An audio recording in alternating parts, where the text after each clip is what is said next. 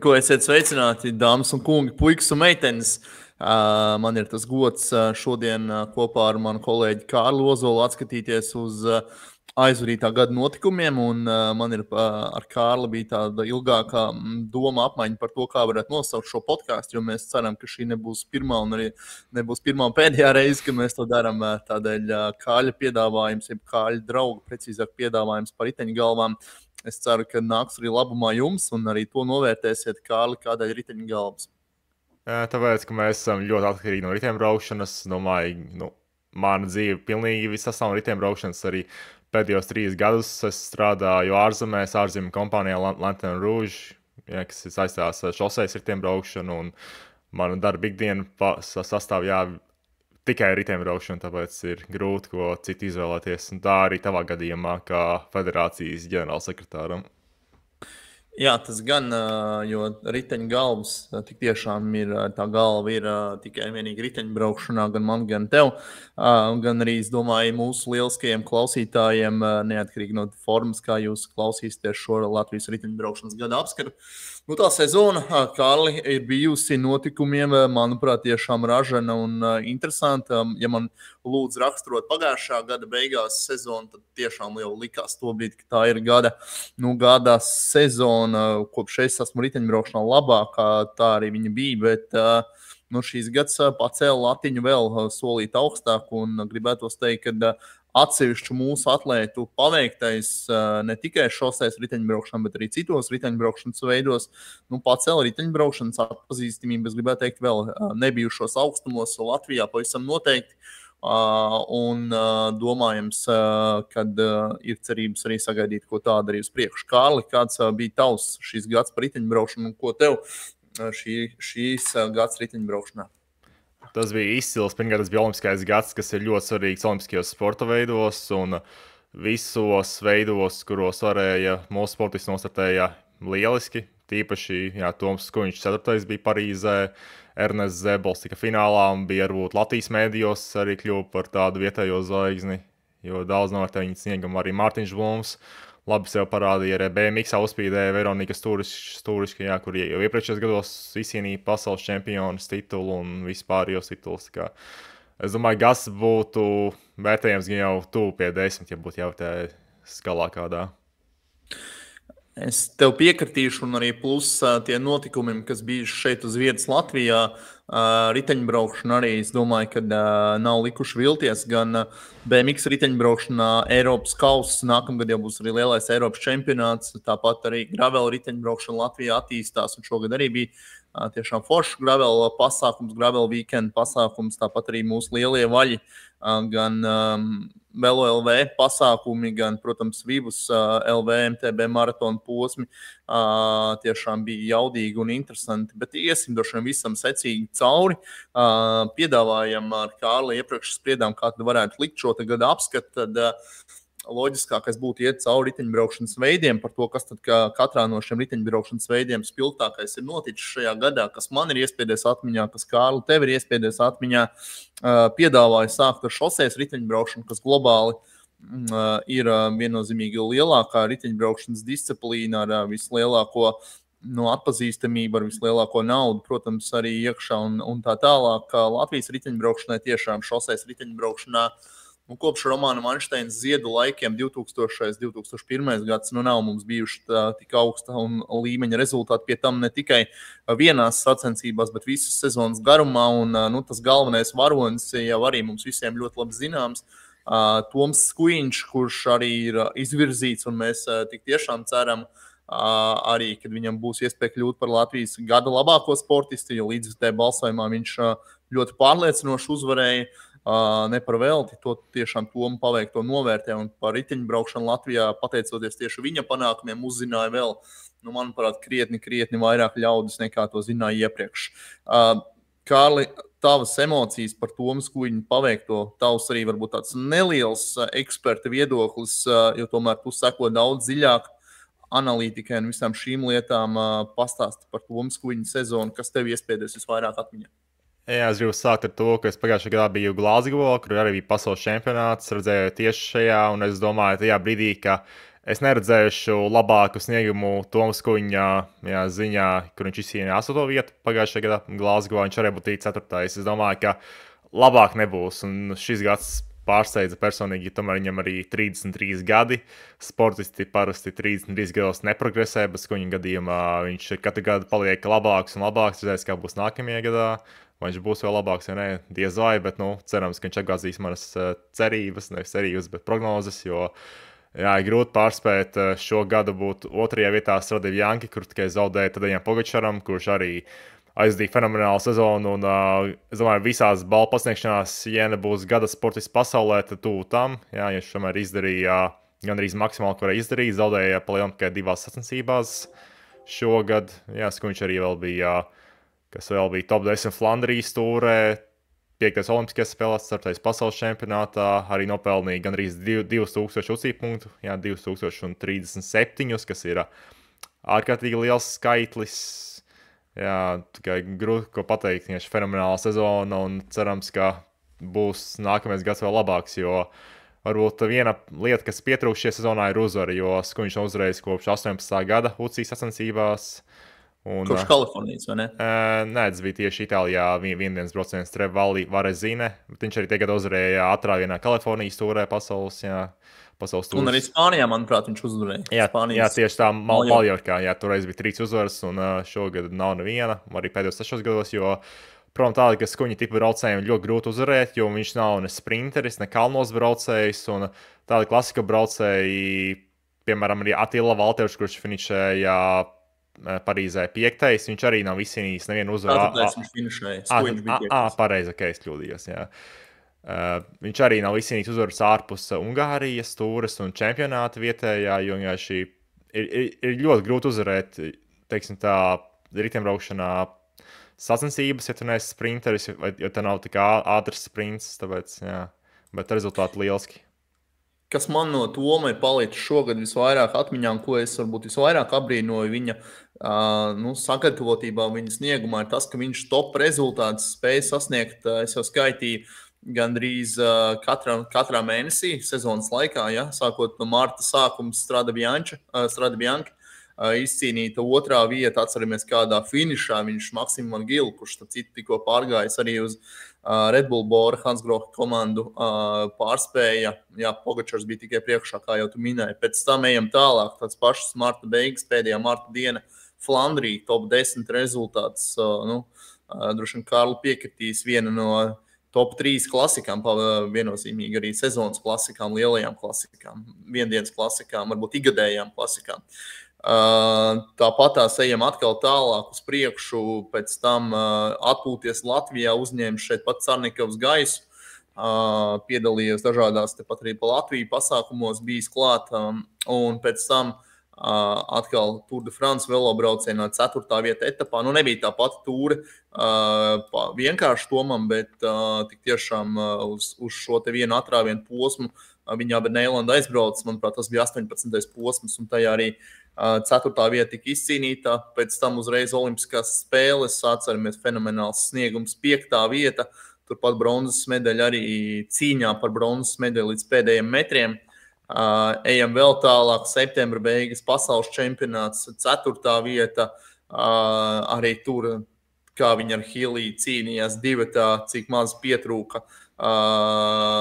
Droši vien, Kārli, tev arī kāds komentārs par pasaules čempionātu, kas varbūt vai palika vēl kāda neizmantotā iespēja tavuprāt, ko viņš varēja vēl izdarīt, bet vienalga 4. vieta, fenomenāls panākums tādā konkurences sporta veidā kā šosejas riteņbraukšana, kurš starta izierganīs 200 labākie, nevis vienkārši braucēji, bet labākie braucēji, jo arī šosejā ir kvotu sistēma un arī tur startē tikai paši labākie cepuri nost viņam. Jā, pasaules čempionāts bija tīpaši, teiksim tā, interesants vismaz Latvijas skatītājiem, jo pārējiem, ja nebija no Latvijas vai Slovenijas, bija ļoti garlaicīgs, jo Pogačars uzbruka 100 km no finiša un solo aizgāja līdz galam. Un pat ja kāds viņu būtu noķēris, viņš tāpēc būtu uzvarējis, jā, bet Skuņa gadījumā viņš bija neticami spēcīgs, jo, jā, kā minēju, viņš bija kopā ar īru Benu Hīliju, bet Skuņš veica lielāko daļu darba grupā un bija ļoti tuvu tam, lai būtu sudraba vai bronzas medaļa, jā, bet tomēr grupā ar Van der Poelu, Evenepoelu, Beno Konoru un pārējiem noķēra viņu neilgi pirms finiša. Jā, un arī pat ar to viņš gandrīz cīņā par bronzu pārspēja Vanderpūlu, jā, palika 4. Un tieši pēc finiša atceros, es dusmojos, jo Vanderpūls pārkāpa teorētiski UCI noteikumus, uzbrauc uz gājēju pārējas, ietves, jā, kas kā nav atļauts un kas ir UCI noteikumos norādīts ar to, ka vai viņš tiek diskvalificēts vai arī viņam tiek piemērots naudas sods.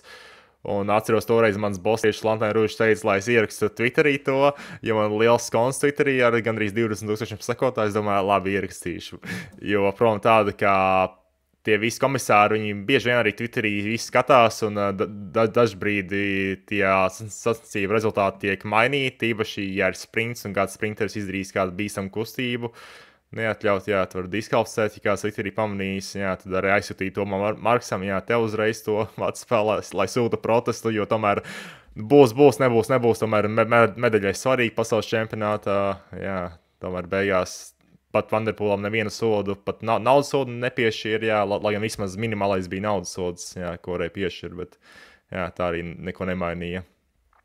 Jā, un atkāpjoties pie šīs, varbūt atkāpes, manuprāt, tā arī bija tāda pirmā reize, kad arī Latvija sev parādīja ne tikai sportiskajā rezultātā, ko tiešām Skujiņš un pārējie mūsu vīri un dāmas priecē, bet arī varbūt iegūt tādu plašāku publicitāti un vērienu arī šajā ziņā, gan tavas aktivitātes, gan komandas kopējais lēmums, arī konsultējoties ar pašu Tomu, arī bija iesniegt publiski pacelt šo jautājumu, un, manuprāt, pilnībā visos riteņbraukšanas portālos šī ziņa vienu brīdi bija diezgan karsta, un uzzināja varbūt arī par Latviju, arī tie, kuri varbūt ikdienā neseko līdzi, zināja varbūt Skujiņu, bet nezināja, ka viņš ir no Latvijas, un tad tagad viņi uzzināja, ka viņš ir tiešām no Latvijas. Kaut gan Toms ļoti rūpējās par to, un pozicionēja sevi vienmēr kā latvieti, kā Latvijas patrioti.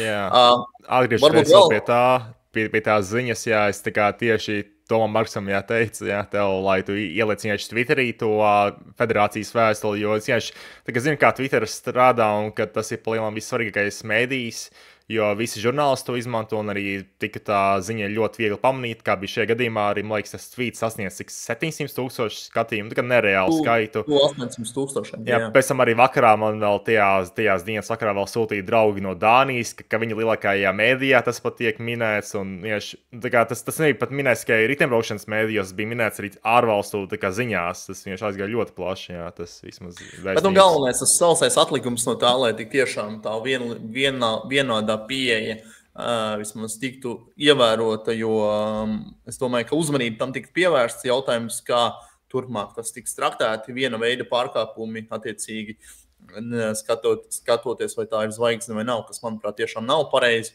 un tam nebūtu, tas noteikti nenāk par labu riteņbraukšanā kā tādai, ka mēs vienus sodam, vienus nesodam par līdzīgiem pārkāpumiem.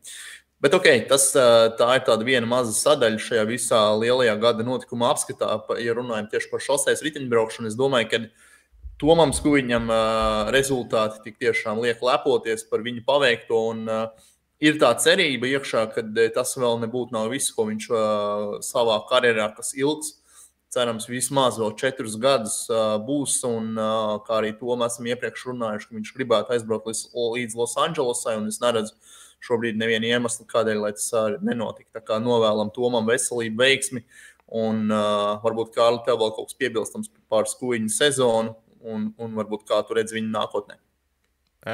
Par sezonu visi, es domāju, pateicis jau, bet viņam pietrūks viena lieta šajā, kas viņam vēl jāizdara karjerā, jāizcīna liela uzvara, lai viņi atcerētos, jo parasti, piemēram, riteņbraukšanā ir šādi mēs parasti pieminam Dainu Ozolu, Kasparu Ozeru, Romānu Vainšteinu, jo viņi ir izcīnījuši vienu lielu panākumu. Vainšteins uzvarēja pasaules čempionātā, Ozers izcīnīja 2. vietu amatieru pasaules čempionātā, kas tāpat tās liels sasniegums, jo tobrīd tas bija, var teikt, U23 čempionāts plus labākie amatieri, un Ozols bija 3. Barcelonas spēlēs, kur tobrīd brauca amatieri plus labākie U23 braucēji, bet tās bija olimpiskās spēles un pirmā medaļa Latvijai pēc atjaunošanas neatkarības, tāpēc to visu arī piemin, un Skujiņu arī.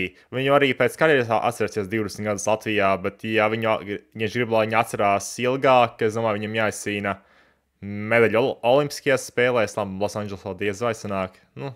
Varbūt jāuzvar pasaules čempionātā vai jāizcīna, nezinu, jāuzvar kādā lielā klasikā iespējams, jā, kas ir iespējams, jā, ar vismaz šī gada kājām. Ejam tālāk pie pārējiem diviem mūsu augstākās raudas profesionāļiem, jeb vīriem, kas ir vai nu pasaules tūrs vai pro līmeņa komandu braucēji. Droši vien, ka Emīls Liepiņš nākamais rindā. Arī Emīls ir izvirzīts šogad kā viens no 5 pretendentiem uz Latvijas riteņbraukšanas gada balvu, kā labākais sportists. Un iemesls tam ir pavisam vienkāršs un pavisam stingrs. Proti, Emīlam pirmo reizi viņa karjerā līdz šim bija izdevies izcīnīt godalgu kādā no pasaules tūras velobraucieniem. Šajā gadījumā Katalonijas tūras velobraucienu posmu, kurā Emīls izcīnīja 3. vietu. Ļoti prestižas sacensības, pavasarī arī viens no zināmākajām arī tādām nedēļu garajām sacensībām, kurās savulaik uzvaru sensacionāli etapā izcīnīja Gatis Smukuls, atceramies. Atrāvienā, jo viņš viņu neķēra, jā, to brīdi, jā, bet neķēra, ja sāk ķert pārāk vēl, teiksim tā, un kad apstākļi sagāja, bet viņš bija ļoti spēcīgs arī, protams, tajā brīdī. Starp citu, tagad Latvijas junior izlases galvenais treneris Gatis Smukuls. Bet Emīls Liepiņš šajā sezonā aizvadīja pirmo sezonu un arī vienīgo sezonu Nīderlandes komandā DSM. Post NL, un vēl tur bija viens sponsoru nosaukums, kam varbūt šobrīd nav tik liels nozīmes. Jebkurā gadījumā viņš brauc kopā ar Džonu Degenkolbu, ar Fabio Jakobsenu un vēl pāris ļoti labi zināmiem vīriem, kas nav pati bagātākā pasaules tūras komanda, bet vienalga ar pāris labiem braucējiem, un, protams, Jakobsena vārds un Degenkolba vārds arī visiem ļoti, ļoti labi zināmi. 3. vieta Katalonijas tūrē bija Emīla sezonas individuāli augstsvērtīgākais rezultāts. Ko tu, Kārli, var teikt par Emīlu paveikto? Manuprāt, viņš šogad tika likts ļoti daudz tieši uz kāpumiem bagātām sacensībām, un viņa uzdevums bija rādīt rezultātu šo kāpumiem bagātāko sacensību tieši sprinta posmos. Daļēji tas izdevās, kā jau teicu, Katalonijā, tāpat arī Austrālijā sezonas sākumā Emīls bija top 6 pozīcijā. Kāds varbūt tavs vērtējums par Emīlu sezonu? Jā, tas bija ļoti labs. Pirmkārt, bija liels prieks, ka viņš palika pasaules tūrē vēl uz 1 gadu, jā, pēc 4 gadiem Lidl Trek, jo tomēr bija zināma intriga, vai viņš saglabās vietu vai nesaglabās vietu pasaules tūrē, viņam tas izdevās. Jā, sezonā vērtējumi, es domāju, diezgan labi, ņemot viņa braucēju profilu un jaudu. Jā, viņš, kā tu minēji, ir tikai sūtīts uz kāpumiem bagātākām pasaules tūras sacensībām, kā uz Romandiju, uz Basku tūri, uz Kataloniju, kur arī parasti sūta sprinterus, kuri ir labāki kalnos, kuri var pārvērt pa augurus, jo sacensību reliefs ir diezgan sarežģīts. Jā, viņš izcīnīja gan 3. vietu etapā, gan arī atceros vienā etapā viņš bija ļoti labā pozīcijā, bet tieši pirms finiša nokrita ķēde. Es aizmirsu, kurās sacensībās bija Katalonijā vai Romandijā, man liekas. Jā, viņam arī bija teorētiski iespēja izcīnīt ļoti augstu rezultātu, bet nepareizajā brīdī nokrita ķēde. Ritenim nopelnīja arī vairāk nekā 250 tucību punktus, un ar šo sniegumu arī nopelnīja līgumu uz nākamo gadu uz Šveices komandu Q36,5, kur nākamgad arī brauks Toms Pitkoks, kurš lauza līgumu ar Injosu un parakstīja 3 gadu līgumu ar šo komandu, kas pieder Dienvidāfrikas miljardierim, kurš nopelnīja savu naudu ar, ja nemaldos, derīgiem izrakteņiem Āfrikā, varbūt ne ar tiem etiskākajiem veidiem, bet tomēr viņš par miljardieri, teiksim tā, grūti kļūt, darot labas lietas pasaulē, bet tomēr izveido savu impēriju un tagad arī sponsorē komandu riteņbraukšanā.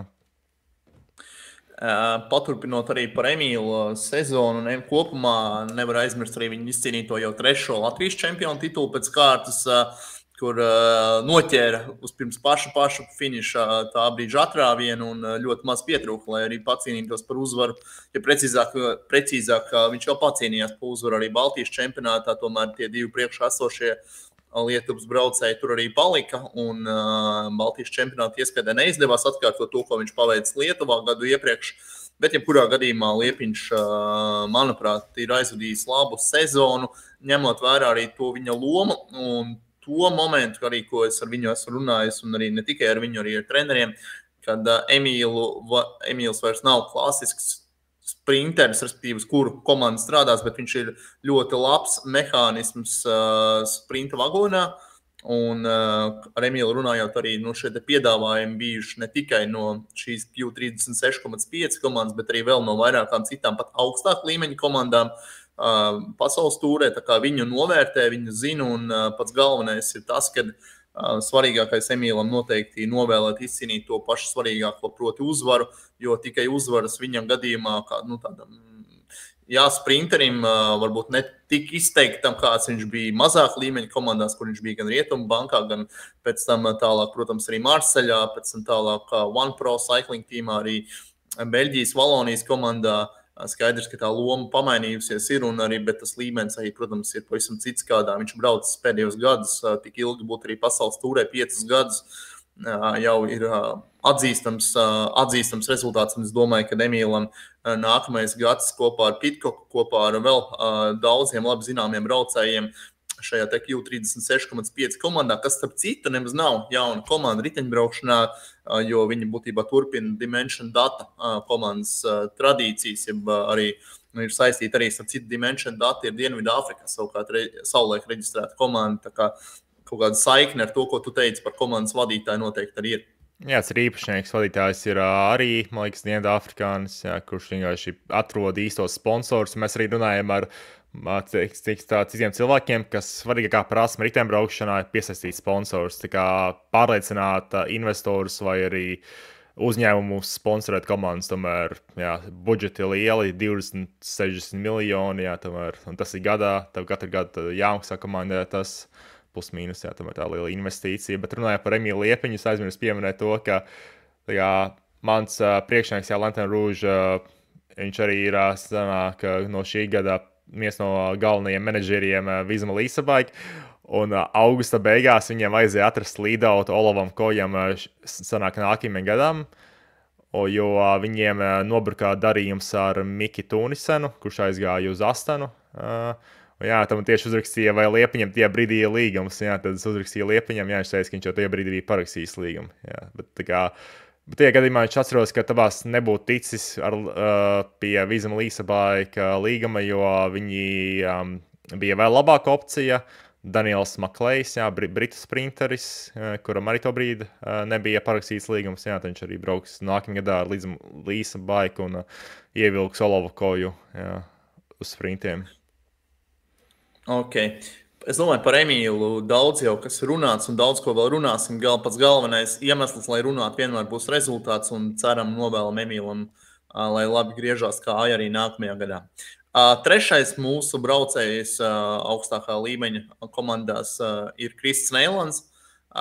Krists ir uzticīgs Izraels Premjerteču komandai jau kopš 2017. gada. Atceramies, 16. gadā viņš bija Aksēna komandā jauno talantu attīstības vienībā, un pēc tam, kā aizgāja uz Izraelu, tobrīd vēl maz pazīstamāku komandu, pat kontinentālā līmeņa pirmajā gadā, pēc tam pro kontinentālajā, pēc tam arī pasaules tūras komandu, un jau kādas manuprāt, otro gadu atkal jau pro team komandas līmeņa vienībā, bet kas vienalga piedalās lielākajās sacensībās, un tā starpība droši vien, kad ir diezgan maz jūtama, jo lielajos mačos viņi ir gan Tour de France, gan Giro d'Italia, gan Vuelta España, gan lielajās klasikās Izraela vienmēr ir. Un es domāju, ka arī tie rezultāti, kā viņš šobrīd rāda, ļaus viņiem pretendēt uz atgriešanos pasaules tūrē, ja tas tik tiešām komandai būs un ir svarīgi. Krists Neilands individuāli augstvērtīgākais rezultāts šajā gadā, tā ir 7. vieta Tour de France posmā, 18. posmā kopā ar Tomu Skuiņu. Krists bija šajā atrāvienā un cīnījās līdz pašām beigām. Tāpat viņš ļoti labi, manuprāt, aizvadīja Strade Bianche klasiku, kur viņš varbūt palika Skuiņa ēnā, bet arī viņa rezultāts un viņa braukšana bija gan iespaidīgs. Starp citu, Skuiņa atrāvienu, ja Kārli atceries, Skuiņa atrāviens bija pēc tam, kad Neilands bija veicis savu tādu uzbrukumu, un Skuiņš sākumā sekoja tajā brīdī Neilandam, un pēc tam veica jau tālāk savu uzbrukumu. Tā kā arī moments, kad Krists sevi ir parādījis arī individuāli, bet, protams, tā viņa varbūt lielākā vērtība ir darbs komandas labā, un tu varbūt, Kārli, var sīkāk pastāstīt, ko tu esi novērojis šogad par Kristu Neilandu.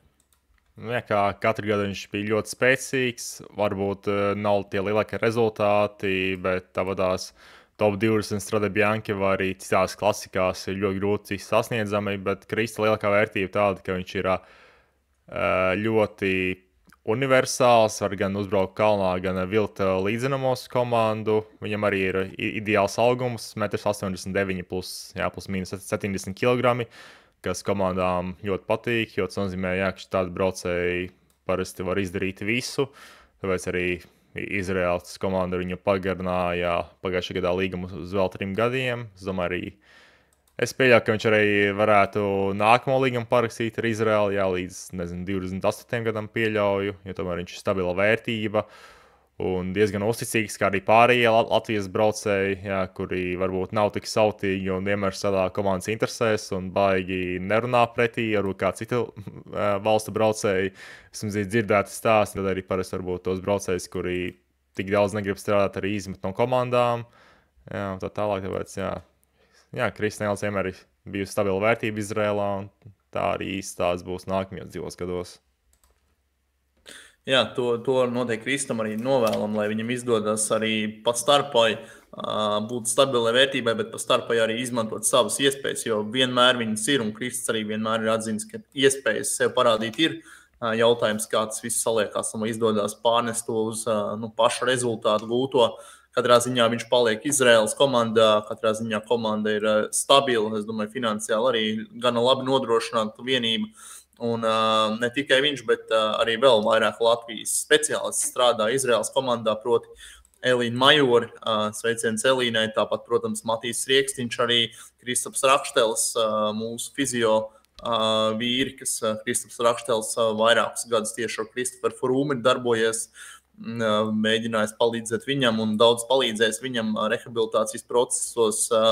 Tā kā vismaz vēl 1 gadu ar Frūmu noteikti Kristapam būs iespēja strādāt, un noteikti arī pārējās zvaigznes, kas komandā ir. Un kā tu varbūt, Kārli, tavs vērtējums Izraēla kļūst jauneklīgāk ar šiem te britu talantiem, ko viņi paņēmuši, un vēl pāris braucējiem.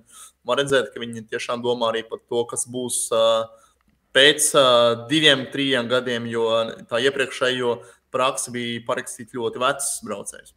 Jā, viņi mainīja savu stratēģiju, jo sākumā komanda pārņēma atkal miljardieris no Kanādas Silvans Adams, kurš domāja, ka Kris Frūms būs īstais braucējs, kurš uzreiz viņam atradīs Tour de France uzvaru, bet tā, protams, nebija, jo viņš parakstīja iespējams sliktāko līgumu riteņbraukšanas vēsturē, pēc Frūmu šausmīgā kritiena treniņā, treniņu braucienā pirms Indālā brauciena Kritērijam Dauphinē.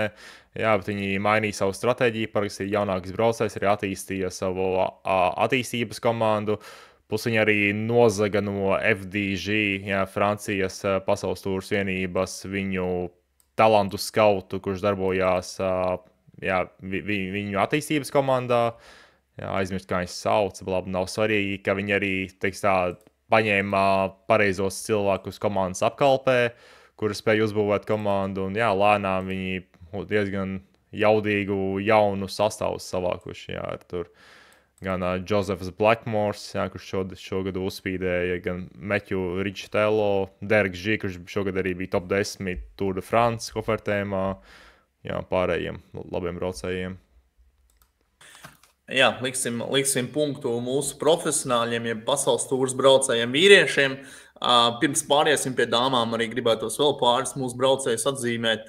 Tātad Kristiāns Belahoščiks, Latvijas U23 izlases šī gada līderis, pabeidzis ir savu vecumu posmu U23 vecuma grupā. Nākamajā gadā Kristiānu redzēsim citā komandā, jo pēdējos gadus viņš pavadīja Monako klubā, kas nav kontinentāla līmeņa komanda, bet kas braukus ir UCI līmeņa sacensības, tajā skaitā arī Itālijā notiekošās U23 kategorijas sacensības. Kristiānam ir gājis kā pa kalniem, ir bijuši arī ļoti labi rezultāti, bijuši arī vietas top 3-niekos savā, bet ne UCI sacensībās, nacionālā mēroga sacensībās.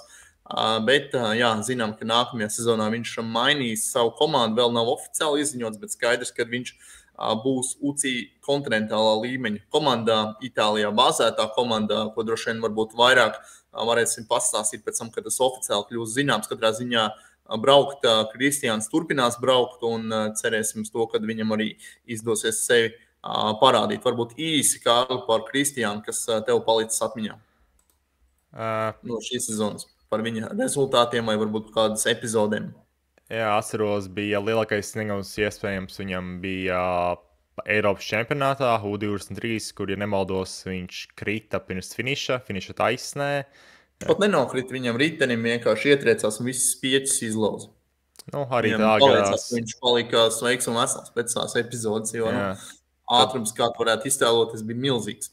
Jā, tu varēji pacīnīties arī pa top 20 starp labākiem Eiropas U23 braucējiem, bet lai gan, jā, tu minēji, ka bija top 3 vietējā mēroga sacensībās nacionāla līmeņa, bet tomēr, jā, Spānijā līmenis diezgan augsts.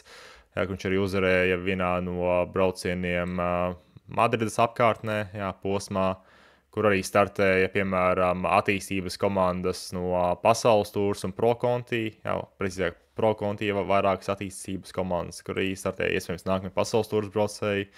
Tad bija otrā vietā Lietuvas tūrē, jā, un arī stabils sniegums visu sezonas garumā.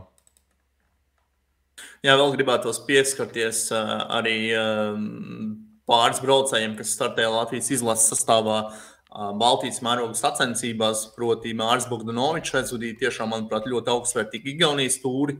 Atceramies, pirmajā etapā Māris izcīnīja otro vietu no Tallinas uz Tartu, un Tartu šajā te bruģētajā kalnā bija finišs.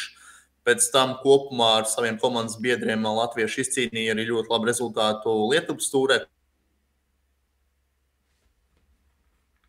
Bogdanovičs, gan Aleks Krasts, gan nebija tur, viņš bija ar Tartu komandu, bet Kristers Ansons bija un pāris jaunie puiši.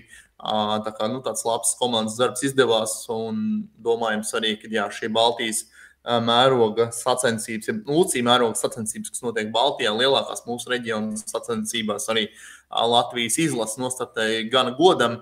Tas, kas noteikti ir svarīgi uz priekšdienām, uz nākotni, tad jāskatās, cik vispār viegli būs nokomplektēt komandu, jo zinām, ka vairāk mūsu U23 braucēji ir pārstāvēs Energus komandu, Lietuvas komandu, savukārt vēl pāris braucēji ir izauguši no U23 vecumu, kā jau pieminētais Belhvoščiks, tāpat jau arī Aleks Krasts vairs nav U23 vecumā, un, diemžēl, Aleks ir beidzis savu profesionālo karjeru, daudz varbūt to nezinu, bet Aleks Krasts vairs nebrauc profesionālā līmenī ar riteni, viņš ir kļuvis par manu kolēģi Latvijas riteņbraukšanas federācijā, rūpēsies par menedžmentu jautājumiem tieši šoseis un MTB izlasēs. Tā kā labā ziņa tā, ka Aleks nekur tālu no riteņbraukšanas nav aizgājis ar enerģiju.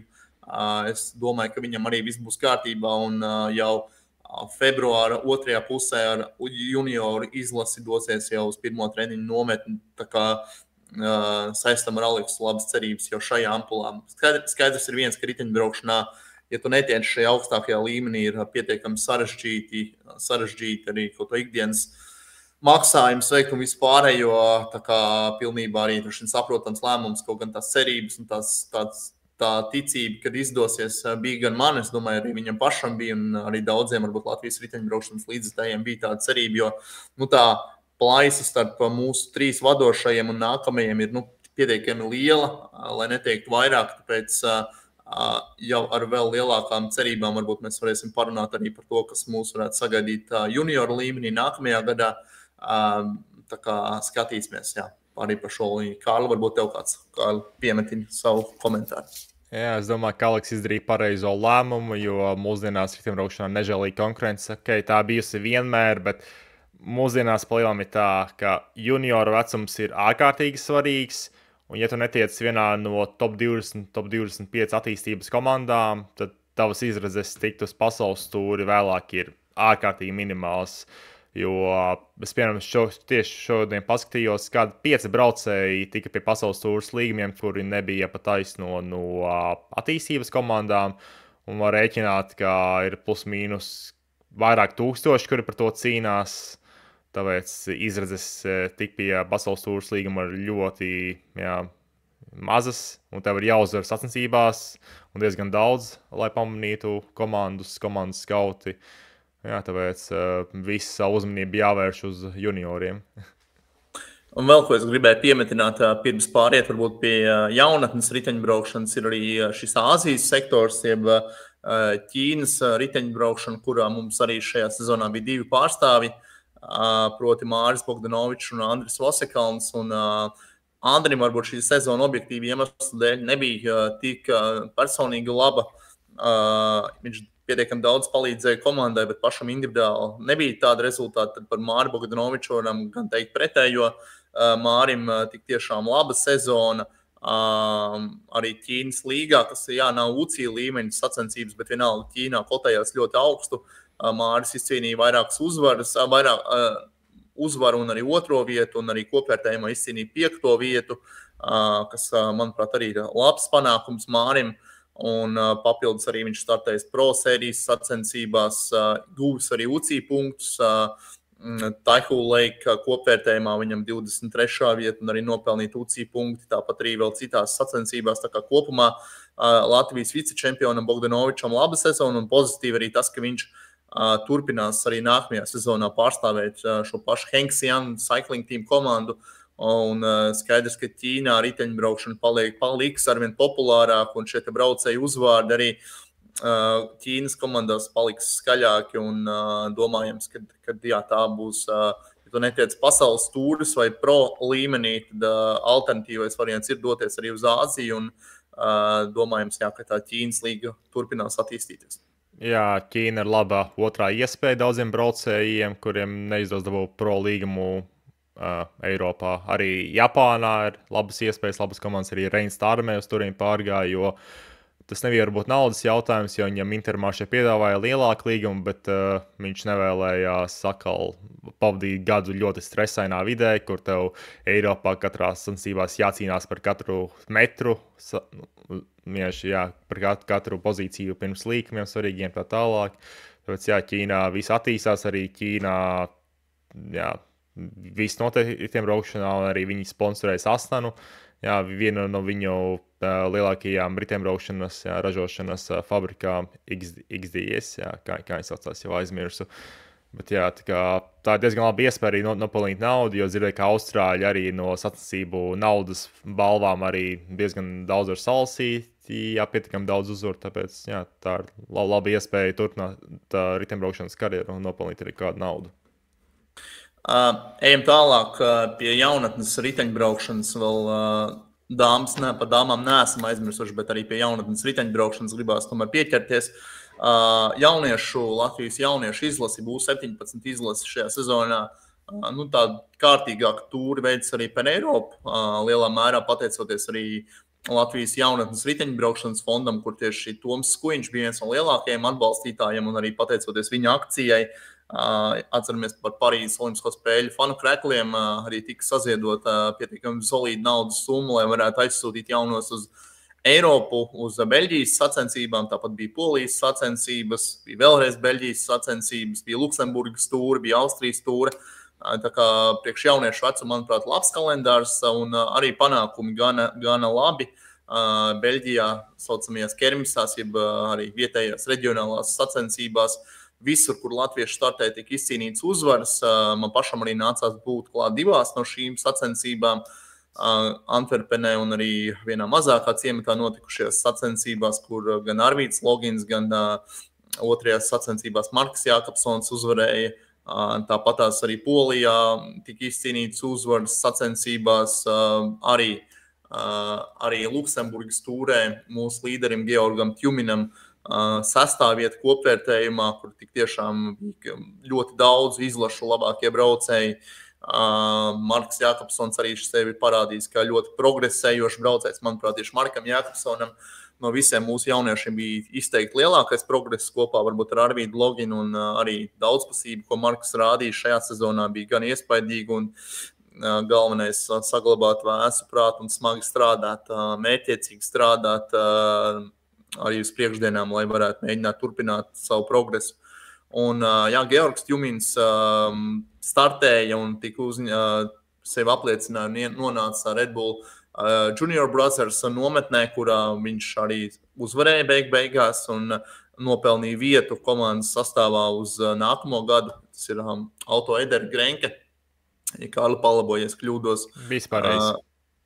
Šī junior komanda, kas, manuprāt, ir elitāra komanda, jo viņai ļoti mazs dalībnieku skaits, ļoti augstas prasības, ļoti stingri noteikumi un viss pārējais. Es domāju, ka Ja reizi Georgs tur ir, tad uz viņu tiešām skatās ļoti nopietni.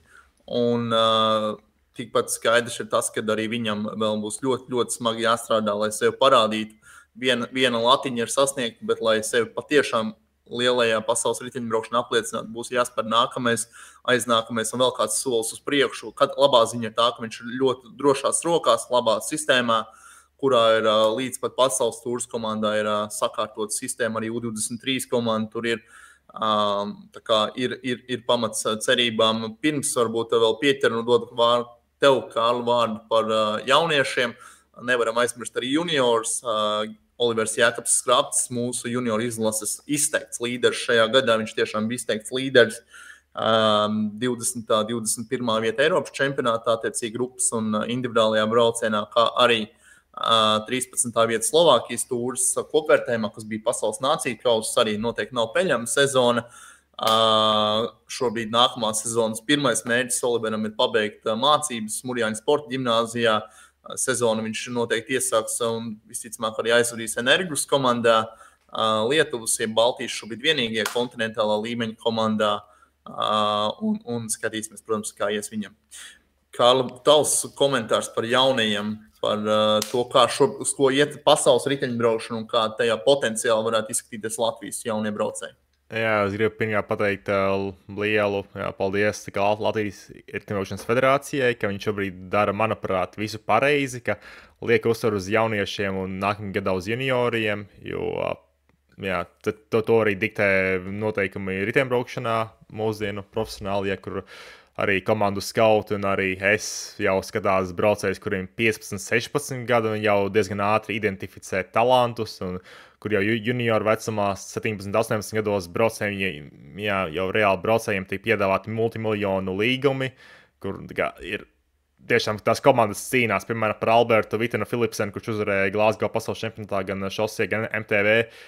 Viņam izteica piedāvājumu pilnīgi visas pasaules tūras komandas, pilnīgi visas. Tāpēc var iedomāties, kā komandas cīnās par talantiem, tāpēc, Latvijai šobrīd ir, steigti, vismaz 5 labi braucēji no 2008. gada. Georgs Tjumins, Toms Strēls, Marks Jākapsons, Helvijs Kancers un Arvīds Logins, kuri visi apliecināja sevi lieliski Eiropas sacensībās. Tieši svarīgi, ka viņi nevis tikai sevi apliecināja biķerniekos vai arī OTP Igaunijā, bet arī pret labākajiem savu vecumā braucējiem Eiropā, kuri pamanīja daudz komandas pieļaujumu. Georgi parakstīja, var teikt, top 3, ja ne pati labākā elitārākā junior komanda, kas ir Red Bull. Cieši saistīta ar tos, tieši arī runāju ar tās komandas vadītāju programmas, ka viņš teica, ka viņam ir absolūti vienalga, kāda nacionalitāte braucējiem ir, un galvenais, lai viņiem ir daudz vati, jauda un potenciāls, ka šobrīd Georgam ir, jo skatījos, kā viņš šobrīd, pēc off-season sāk trenēties pilnīgi trakām stundām, 18 stundas nedēļā, brauc pa Siguldas šoseju turpat atpakaļ. Pagaidām vēl viena mašīna nav notriekusi, kā laikam augustā, tomēr satiksme bīstama. Viņš šobrīd izstāsta, ir pilnīgi fokusējies, lai maksimizētu savus iespējas kļūt par profesionāli. Kā teica arī Marks Jākapsons, sev lieliski pierādīja arī vairākās lielās sacensībās un arī pārējie puiši, jo, piemēram, amerikāņu jaunieši, no kuriem viens ir Hingapija dēls, Enzo, viņš atceros teica, ka viņam besīja latvieši, ka viņi visu laiku uzvarēja, vai arī bija ļoti spēcīgi Beļģijas kermisēs, tā kā vismaz arī tur viņi labi sev parādīja, un nevar sagaidīt, kā būs nākamajā gadā junioros, jo pirmais junior gads visiem būs ļoti smags, jo pirmkārt jācenšas ar 1 gadu vecākiem puišiem, un otrkārt junior līmenis ir ārkārtīgi augsts, lai dotu vismaz kādus datus, vismaz, lai saprastu amatieri, kas šo klausās, Francūzis Pols Seiksas, kurš parakstīja uzreiz taisno līgumu uz pasaules tūri ar Decathlon Ažotuāru komandu. Viņš Šveicē sacensībās, pēc sacensībām kalnā, cik viņš saražoja vatus, bija 6,5 vati uz kilogramu 25 minūtes, kas vienkārši ārprātīgs skaitlis, ka 6,5 uz 25 minūtēm tas ir kaut kas abrīnojams. Un to tur izdarot braucēji, kuriem ir 17 gadi. tāpēc konkurence nežēlīga un komandas tāpēc cīnās par visiem junioriem aktīvi tirgū. Tā ir, jā. Liksim punktu puišiem un nobeidzot par šoseis riteņbraukšanu vēl divas lietas. Pirmā lieta par dāmām. Dāmu riteņbraukšanā pirmām kārtām Latvijai šajā gadā bija pirmā sava olimpieta olimpiskajās spēlēs. Anastasija Karbonārī pati izcīnīja vietu, pati arī startēja. Kopumā ļoti smagu sezonu Anastasijai. Nonāca viņa pasaules droši vien arī top līmeņa sieviešu komandā, apvienotā Arābu Emirātu komandā. Iespējas cīnīties pašai bija praktiski nekādas par rezultātu.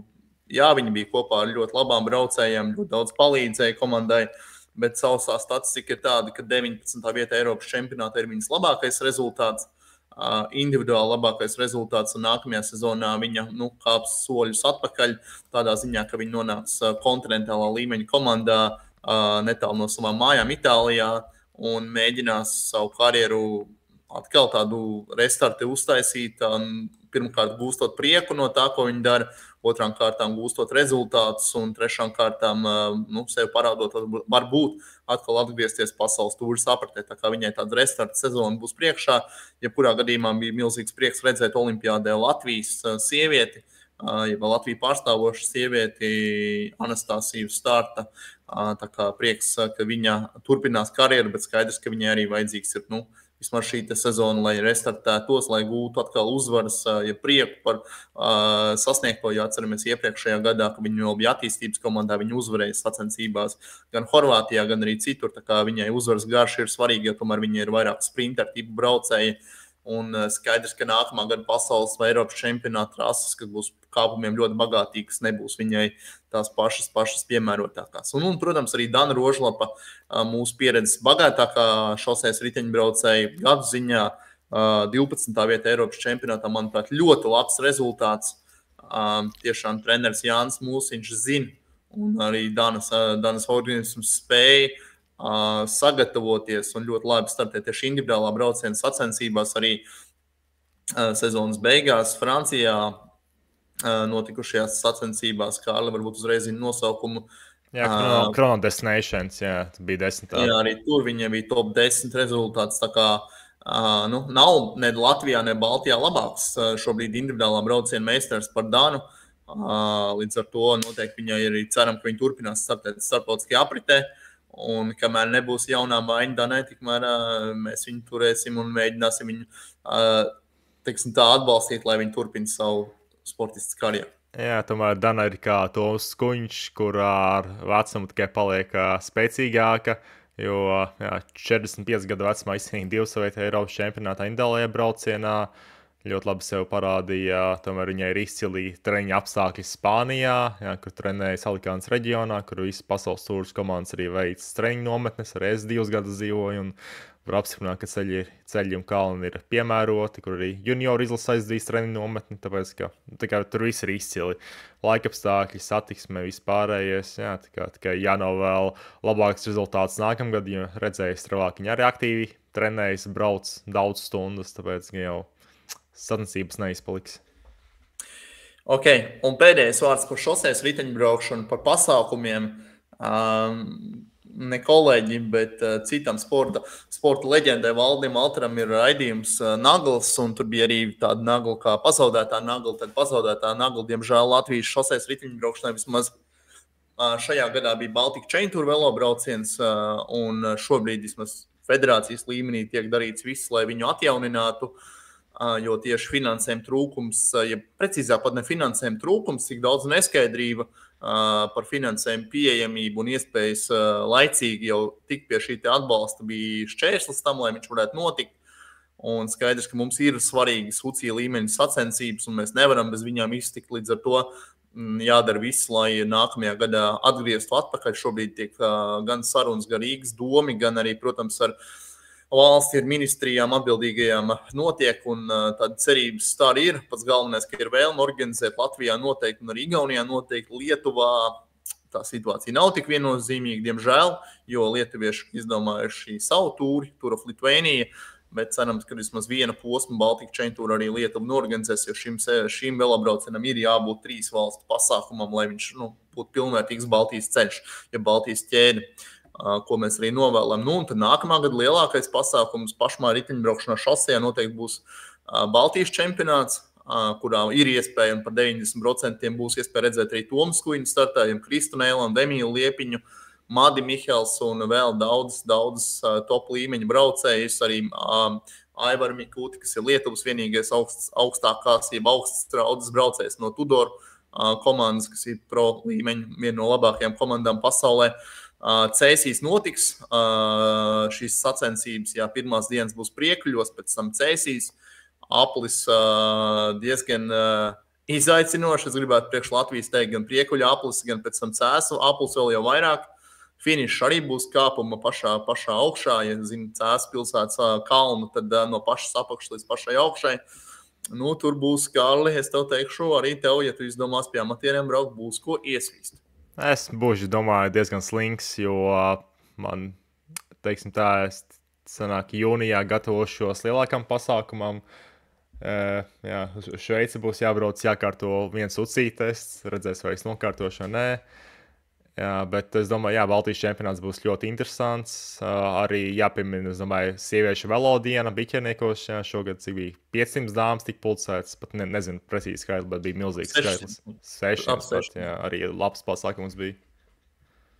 Tā kā riteņbraukšanā viss notiks, būs noteikti biķernieku seriāls, būs tradicionālie Goldingen kauss, Smiltenes kauss, Dobeles kauss un ceram arī vēl papildus jaunas sacensības radīt, tā kā strādājam un kas interesanti būs arī jaunatnē.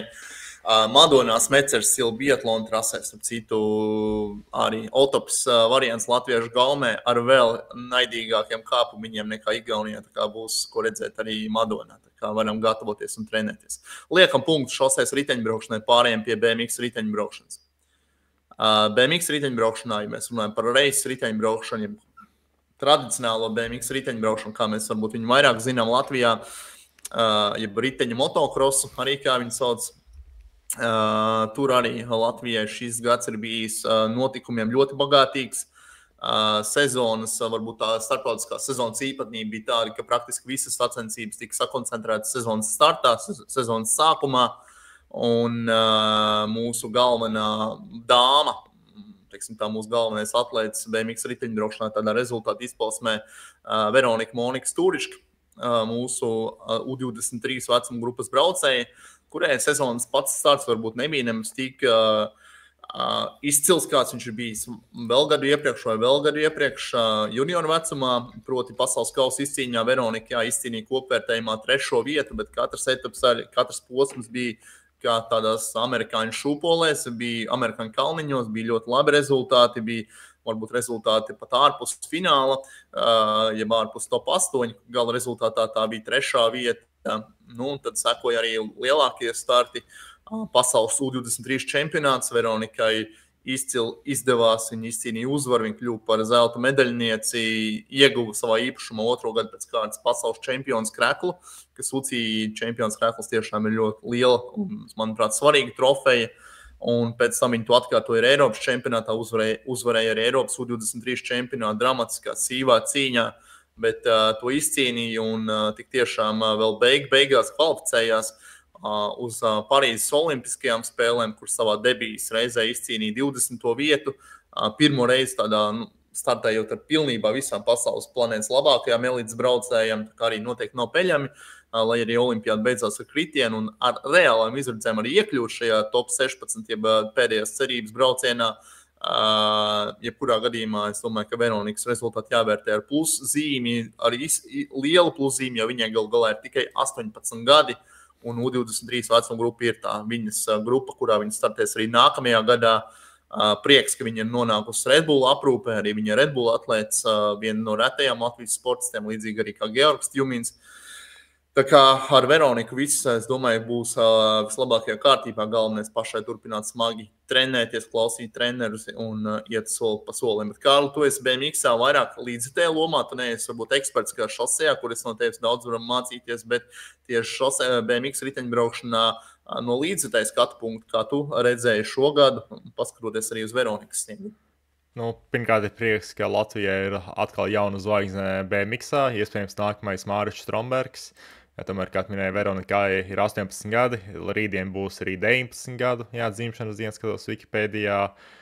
Jā, es atceros to, ka viņai ir ļoti spēcīgs starts, kas ir, man liekas, arī svarīgākā prasmē BMX, kur starts ir, ja ne 50%, varbūt pat ir 80% no rezultāta.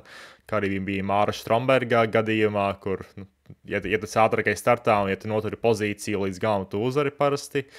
Jā, arī Veronikai varbūt Olimpiskās spēlēs. Es pieļauju, ka viņai bija varbūt lielākas ambīcijas, bet tomēr guva vērtīgu pieredzi Parīzē ar tādu skatu uz Losandželosu un uz 32. gada spēlēm, kas laikam būs Brisbanā, Austrālijā, ja nemaldos, kur būs arī īstie rezultāti jāgaida no viņus. Jā, cerams, ka būs milzu panākumi nākotnē, jo tomēr divkārtēji pasaules čempione Olimpiskajā sporta veidā mums Latvijā nav diezko daudz, tāpēc jācer uz to labāko. Pavisam noteikti. Es domāju, ka Veronikai tas viss ir pa spēkam ar noteikumu. Protams, ja ir tā dzirkstelīta acīs, un es ceru un ticu, ka viņa tāda arī paliks. Vēl par meitenēm runājot, Vineta Petersone, arī mūsu ilgadēji vadošā sieviešu BMX sportiste, šogad priecēja ar pirmām kārtām sezonas izskaņā ar 3. vietu Ucija Pamtraka pasaules čempionātā, bet pirms tam arī 12. vieta Eiropas čempionātā un, protams, arī Vinetas ieguldījums tam, ka Latvija kvalificējās uz Parīzes Olimpiskajām spēlēm dāmu tātad sacensībās arī ļoti, ļoti vērtīgs, jo Veronikai vienai pašai tas nebūtu izdevies, tā kā pateicoties arī Vinetas sniegumam, Vinetas rezultātiem, arī Amerikas čempionātā, kur viņi startēja, viņi ikdienā dzīvo Kolumbijā. Tā kā viņi arī gūst šo Dienvidu Amerikas pusi un Ziemeļamerikas pusi, diezgan daudz ir piebraukājis un zina. Arī Grandos viņi startēja, tā kā tik tiešām ļoti, ļoti arī braucēja ar labu pieredzes bagāžu. Tomēr es domāju, ka viņi arī vēl savus pēdējos vārdus BMX-ā nav teikusi, un nākamajos gados arī par viņu dzirdēsim vislabākajā nozīmē. Un tad arī jaunās meitenes Paula Kibare, šogad 4. vieta Eiropas čempionātā, arī nopelnījis vietu Olimpiskās vienības sastāvā, kas riteņbraucējiem ir liels panākums. Viņas gadījumā arī domāju, ka būs liels atspaids arī uz ikdienas treniņu procesu un sacensībām. Un tāpat arī Adelīna Kārkliņa, arī vēl viena meitene, par ko mēs varbūt zinām nedaudz mazāk, bet viņas treneri gan mēs zinām ļoti labi, tas ir Ivo Lakučs. Un tāpat arī Kristens Krīgers, viņai nekad nav liedzis padomu un kopīgi arī strādā. Tā kā arī Adelīna šajā sezonā pasaules čempionātā 3. vieta izcīnīta. Jā, Kritiens Eiropas čempionātā patraucēja, arī tur viņi bija starp medaļu pretendentēm.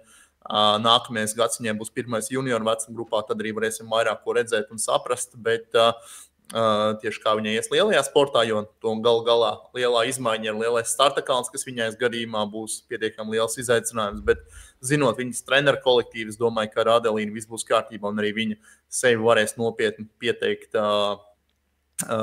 arī lielajā BMX riteņbraukšanā.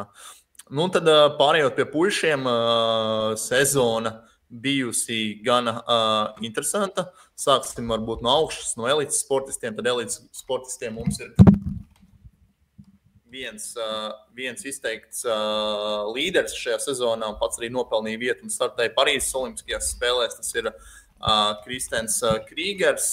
Kristenam šī sezona bijusi gan arī raiba, kā jau es iepriekš teicu, ir bijuši labi starti, ir ļoti laba sagatavotība bijusi uz Parīzes Olimpiskajām spēlēm. Pašas spēles, diemžēl, neizdevās, bet, kā jau mēs daudz zinām, tad lielāko uzvaru Kristens izcīnīja tajā ziņā, kad viņam izdevās izvairīties no patiešām smagiem savainojumiem, un prieks, ka viņš ir rehabilitējies un ar viņu viss būs kārtībā. Vai mēs par viņu vēl dzirdēsim kā par sportistu augstākajā līmenī, man šobrīd nav atbildes, bet tas, ka mēs par viņu dzirdēsim BMX, es domāju, ka noteikti, un viņš ir gan labs un jaudīgs treneris arī Valmieras sporta skolā, un es domāju, ka viņš šajā sporta veidā vēl savu vārdu teiks pavisam noteikti, bet kā arī viņš pats teica, viņam debija Olimpiskajās spēlēs neviens neatcels, viņš to vietu pats izcīnīja, un galā BMX olimpiādē startē tikai 24 labākie sportisti, tā kā Kristena gadījumā tiešām visu cieņu, un ja viņš arī turpmāk nestartēs kā profesionāls sportists, tad paldies par tiešām jaudīgu karjeru un par priecēšanu, līdz tai priecēšanu. Varbūt par savu pilsētnieku, Jelgavnieku Rīgu, ir tev kāds vārds, Kārli? Jā, pirmkārt, prieks, ka viņam izdevās izvarīties no nopietnas traumas, kas palika uz visu dzīvi. Jo atceros arī Sems Vilabijs, viens no labākajiem sava laika braucējiem, tika paralizēts pēc kritiena. Tāpēc riteņbraukšana un BMX ir ļoti bīstams sporta veids un ļoti jāuzmanās. Tāpēc galvenais, ka ar veselību viss kārtībā. Jā, par BMX. Jā, arī varbūt no federācijas viedokļa, man liekas, grūtākais lēmums bija izlemt, kuru braucēju sūtīt no dāmām, Petersoni vai Stūrišu, kas pieļauj, kā bija tie gadījumā. Nebija nemaz tik grūti, jo galu galā Veronikai šie UCI punkti bija vairāk, un viņas tas ieguldījums, respektīvi nevis ieguldījums, bet viņas sakrātie punkti bija lielāki, un dēļ tā arī atbilstoši kritērijiem arī viņi brauc. Tā kā šajā ziņā BMX vienmēr ir bijusi ļoti laba kārtība, kad ir stingri kritēriji, ir kārtība, pēc kā tiek atlasīts, un pēc tā arī tika šī prasība, ja šis kritērijs ievērots un aizbrauc Veronika. Nobeidzot varbūt vēl par BMX riteņbraukšanu, par puišiem pārējiem, mums ļoti priecēja mūsu junioru braucēji šajā gadā. Jā, neizdevās Eiropas čempionātā, abi divi iekļuva finālā, bet neizdevās pasaules čempionāts, bet Eiropas kausā Edgars Langmans, treneris Edžs Streimeņa audzēknis praktiski dominēja visa sezonas garumā, reti kurā posmā viņš neuzvarēja, viņš pārliecinoši bija labākais kopvērtējumā. Tas ir tāds milzīgs, manuprāt, milzīgs prieks, ka mums ir jaunā maiņa. Viņi turpina pats galvenais trenēties kopā. Viņi brauc uz koptreniņiem Valmierā. Un nākamajā gadā Langmans pāries uz U23, bet otrs jaunais juniors Kristers Apels vēl būs junioru vecumā, otrā gada juniors, un viņam arī, es domāju, ka būs labas un ir tāds potenciāli labas sajūtas, ka no viņa mēs daudz ko dzirdēsim, gan Eiropas kausā, gan cerams arī saliksies pasaules un Eiropas čempionātā, jo Eiropas čempionātā viņi abi divi iekļuva lielajā finālā, abi divi cīnījās par medaļām. Jā, Langmans tobrīd tur pēdējā virāžā vēl bija 3. vietā, centās uzbrukt 2. vietas īpašniekam, kā jau tas reiz vien BMX gadās piedzīvoja kritienu, nokrita, zaudēja pozīciju, tālāk jau Āpels bija arī labās pozīcijās, ja viņš nebija bronzas pozīcijā, bet viņš, manuprāt, bija 4. vai 5. vietā, pēdējā taisnē arī, diemžēl, piedzīvoja kritienu un palika attiecīgi mūsu 7. 8. vietā, bet viņi bija pelnījuši ko vairāk, un es ticu un zinu, ka gan viens, gan otrs par sevi vēl daudz liks runāt, arī, protams, pie noteikumiem, ja turpinās smagi strādāt treniņos, klausīt trenerus un vadīties pēc, kā teikt, nospraustajiem mērķiem un arī ticēt viņiem un pašiem. Tas viss arī saliksies kopā. Tā kā šie džeki ir tiešām mūsu ko ir vērts skatīties. Viņi nav tādi vienīgie, turēs viņiem ir vēl elpo pakausī jauni, talantīgi puiši, bet viņiem priekšā vēl ir 2 U23 braucēji, kurus es gribētu izcelt. Viens no viņiem ir Kārlis Pedraudzis un otrs Emīls Mārtiņš Treimans, Olafa Lakuča audzēkņi. Olafa Lakuča audzēkņi Tālavas klubā un augstas klases sportistu sagatavošanas centrā Valmierā. Treimans ar savu labāko rezultātu pasaules čempionātā. Viņš U23 vecuma grupā ļoti pārliecinoši iekļuva pusfinālā. Un tikai sāpīgi neveiksmi viņam kritiens pusfinālā liedz iekļūt finālā. Starp 8 labākajiem pasaulē palika viņš ārpus fināla loka, bet turpat viņš bija un arī Kārlis Pedraudzis uzvara Eiropas kausā posmā Valmierā, 7. vieta Eiropas kausa kopvērtējumā, U23 vecuma grupā arī rezultāti, kas ļauj pozitīvi raudzīties uz priekšu arī par to, ka arī viņi sevi varētu labi parādīt jau elites grupā, domājot par nākamo olimpisko ciklu. Tā kā nav slikti ar BMX riteņbraukšanu, Latvijā pavisam noteikti. Nākamajā gadā Valmierā notiks Eiropas čempionāts, kas ir liels pasākums, tik tiešām liels pasākums. Ar vairāk kā 1000 dalībniekiem, ar vairāk nekā 30 nācijām un tiešām būs ko redzēt Valmierā. Tāpēc jau laicīgi ieplānojiet jūliju mēnesī ir būs šis čempionāts, tiešām būs ko redzēt arī mūsējos visus vadošos braucējus. BMX freestyles it kā nedaudz radniecisks, tomēr kopumā jau diezgan atšķirīgs sporta veids, riteņbraukšanas veids. BMX freestylā Latvijas sportistiem īpaši izcēlās Ernests Zēbolds. Kādas tev, Kārli, bija sajūtas Zēbolda sniegumu vērtējot olimpiādē un ko tu zināji par viņu pirms tam? Pirms tam es biju par viņu dzirdējis pateicoties Riteņbraukšanas federācijas mājaslapā, jo atceros, ka viņiem bija panākumi arī pirms olimpiskajām spēlēm. kur arī bija galvenā intriga, vai viņš tiks vai netiks uz Olimpiskajām spēlēm, kas pats par sevi šie sporta veidā ir milzu panākums, kas viņam izdevās. Un, jā, runāja par Parīzes spēlēm, viņš Latvijas mēdījos kļuva diezgan populārs. Arī pateicoties tam, ka sporta veids diezgan skatījams televizorā. Baudāms viņš ir. Jā, tieši baudāms, arī klātienē vēl baudāmāks. Jā, atceros, arī bija klātienē Glāzgovā, jā, kur arī bija iespaidīgi redzēt to tiešajā, kur viņi lido vaiprātīgā augstumā, izpilda bīstamus trikus un jā, riskē savu veselību.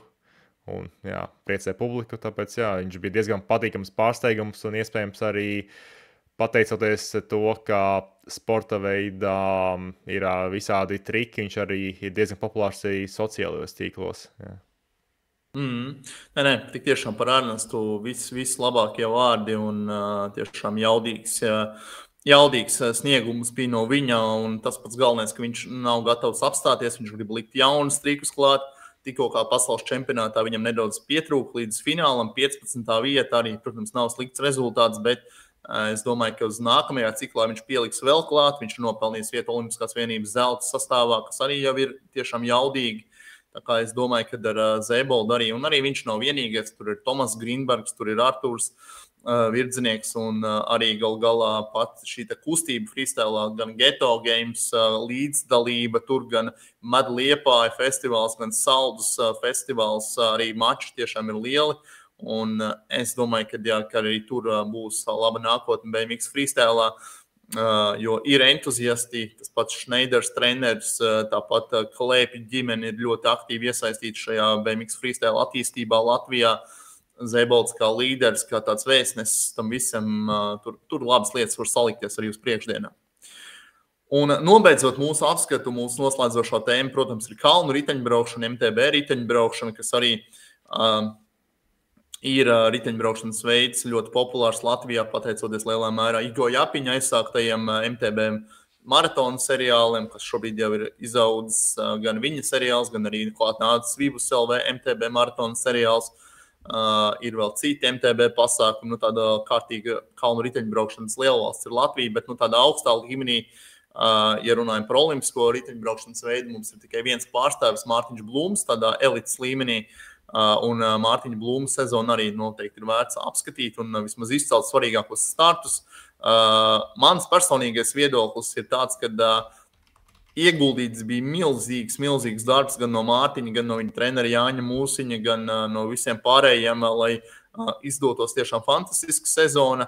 Nevienmēr viss salikās tā, kā gribētos. Bija gan objektīvi, gan subjektīvi apstākļi, gan traumiņas pirms olimpiādas, gan arī varbūt kaut kur kādi citi apsvērumi, kas neļauj parādīt pilnībā visās sacensībās savu labāko rezultātu arī olimpiādē. Pēc, jāsaka, ir neveiksmīga starta Mārtiņš aizcīnījās un vēl pretendēs vietu top 10, kas būtu tiešām fantastisks rezultāts pirmajai debijai.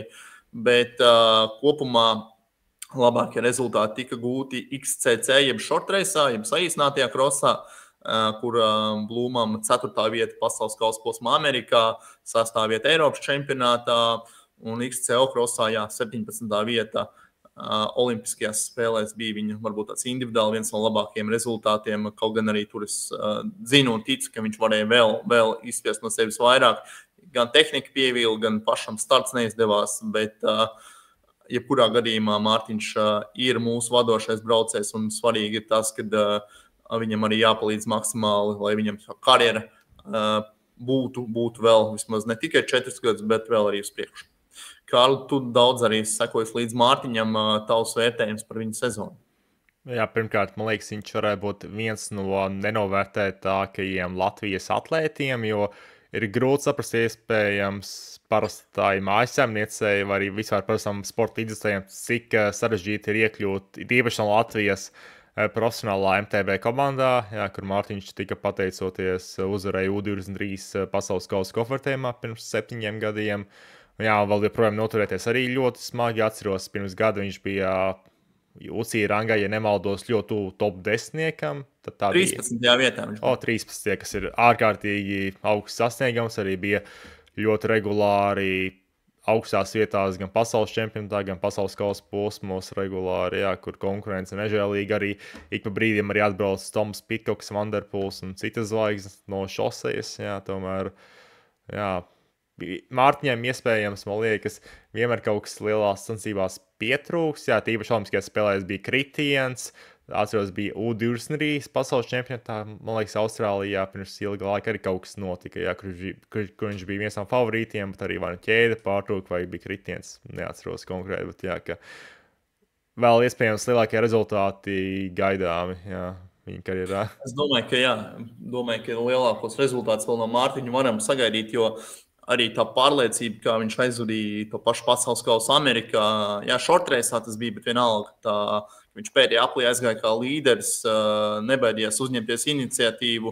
Tā visa jauda, ko viņš rādīja, tiešām ir tā vērtā, lai cerētu no Mārtiņa sagaidīt vēl kādu spilgtāku rezultātu, vai tā būtu kāda uzvara pasaules kausā, vai kāds top 3-nieks. Cerēsim, ka tas viss tā arī piepildīsies. Ja runājam vēl par kalnu riteņbraucējiem Latvijā, tieši olimpiskajā krosā, kas ir olimpiskā disciplīna, tad jāizceļ Evelīna Armani-Marčenko, kas arī šajā sezonā startēja. Jāsaka, nebija tā viņai pati sekmīgākā sezona starptautiskajā apritē, bet vienalga viņa ir tajā un cerēsim, ka viņai kopā ar treneru Oskaru Mužnieku izdosies sevi labi parādīt. Tāpat junior braucēji Kristers Celitāns aizvadīja arī pirmos tādus laba līmeņa UCI startus, arī ieguva UCI punktus, kas arī jāatzīmē. Trenera Laura Celitāna vadībā turpina strādāt. Tāpat nākamajā gadā klāt nāks vēl citi juniori, kas ir Normunda Noreiko sporta klubā, kur arī Kārli tu esi bijis un arī pārstāvēs šo komandu.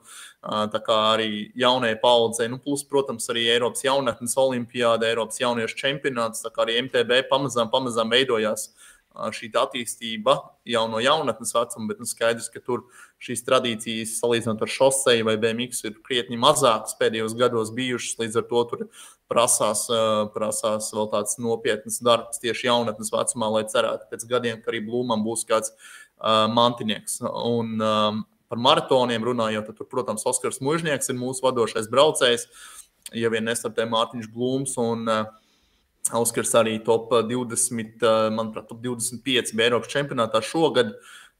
Gana labs un jaudīgs rezultāts. Tāpat viņa cīņa biedrs Lauris Purniņš, bronzas medaļa Eiropas čempionātā. Amatieriem master grupā abi kopā pārliecinoši uzvarēja Kei Pepikā. Amatieru grupā, kur otro vietu izcīnīja, atceramies arī mūsu brīnišķīgās dāmas Beata Kaugera un arī Krista Pūcīte. Tā kā jaudīgs sniegums bija no šīm meitenēm. Kei Pepikā debijā viņas bija pirmās latvietes, kas to darīja. Nākamajā gadā arī latvieši tur būs Ādolfs Žuna un Kārlis Krūmiņš. Tā kā katru gadu latvieši ir Kei Pepikā un prieks, ka tā tradīcija nelūzīs arī uz nākamo gadu. Tas par kalnu riteņbraukšanu nākamajā gadā. Kalnu riteņbraukšanā noteikti Latvijā būs cross seriāls, noteikti būs lielie maratoni. Latvijas čempionāts maratonā nākamgad būs Latvijas valsts mežu MTB maratona ietvaros Smiltenē. Un vēl pavisam īsi nobeigam arī par varbūt netradicionāliem riteņbraukšanas veidiem, ja nevis tradicionāliem, bet ne olimpiskiem riteņbraukšanas veidiem. Tā drīzāk gravel riteņbraukšana, gravel weekends. Kārlis Berlāns ar savu komandu uztaisīja fantastiskas sacensības, ja tādu fantastisku nedēļas nogali, kur piedalījās dalībnieki arī no vairāk kā 20 valstīm, tostarp no Kenijas, vēl no citām eksotiskām valstīm. Tā kā tas arī, manuprāt, tas foršs virziens, ko attīsta. Cik tālu gravels aizies, nezinu, Kārli, kāds tavs viedoklis par gravelu attīstību pasaulē Latvijā? Latvijā tas ļoti piemērots, jo Latvijā ir diezgan daudz grants ceļi, varbūt pietrūks vairāk pauguri vai kalnu, lai gan tie ir vidzemē iespējams diezgan daudz. Ieši dzīvo diezgan plakatnā reģionā, arī pie Rīgas vai Jelgavā, kur vispār nav pauguru. Jā, es domāju, tas ir Latvijai piemērots veids, jo tomēr nav jābrauc pa šosejām, kur ir fūres un jācīnās ar tām. Jā, es domāju, gravel weekend arī vismaz no sociālajiem tīkliem un no atsauksmēm un dalībniekiem izskatījās diezgan labs. Ja nemaldos arī Neitens Hāds, kurš iepriekš brauc pasaules tūrī, arī teica, ka beidzot bija sacensības, kurās viņš varēja sajust gravel garu.